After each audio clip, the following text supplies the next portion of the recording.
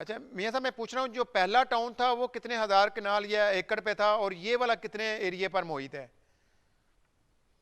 पहला जो है हमारा वो तकरीबन कोई 16,000 से 20,000 के राउंड है हमारा, जो हमारे पास ये इतना रकबा जो इसकी बाउंड्री वाल के अंदर है। हम्म। तो इसके ऊपर भी हम आगे लेते जाएंगे, ये भी काफी बड़ा है, लेकिन एग्जैक्टली मेरे पास अभी इसकी फिगर नहीं है ठीक कि है। एग्जैक्टली ये कितने हजार कनाल है, लेकिन काफी बड़ा है और अल्हम्दुलिल्लाह इसकी डेवलपमेंट जारी है। अच्छा, अब माशाल्लाह आप वहाँ पर रिहायश पजीर हैं, क्या देखते हैं वहाँ पर जो रिहायशी हैं वो ज़्यादातर कराची और सिंध के हैं, या पंजाब से या पूरे पाकिस्तान से लोग वहाँ पर रिहायश इख्तियार किए हुए हैं?